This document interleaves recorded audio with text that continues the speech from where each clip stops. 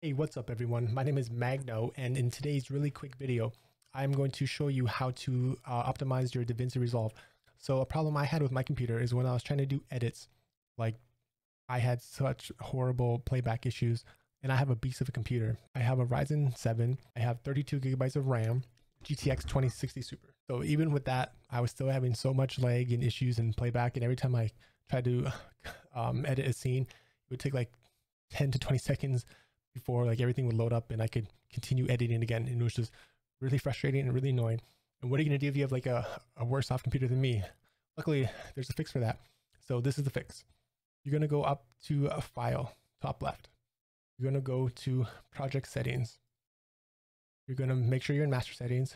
You're gonna go here to optimize media and render cache. These two menus here, optimize media format and render cache format. The default is set to HQX, I'm pretty sure. You're going to change both of them to SQ, right?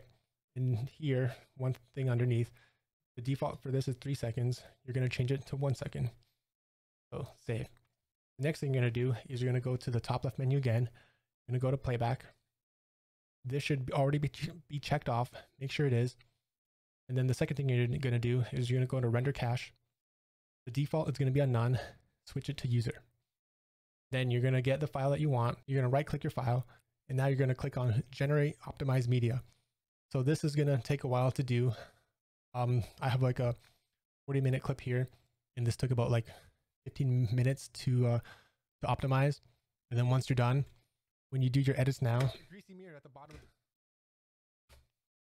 I want to cut that. It cuts it all back, and it plays it all back right away. Like I said, the other night when I was doing this, it would take like 10 to 20 seconds just to do all that. And it was so annoying. And now the issue is gone. Go edit away. Hope this video helped. Give it a thumbs up if you liked it. If you didn't like it, give it a thumbs down. The choice is yours. And that's it. Stay safe.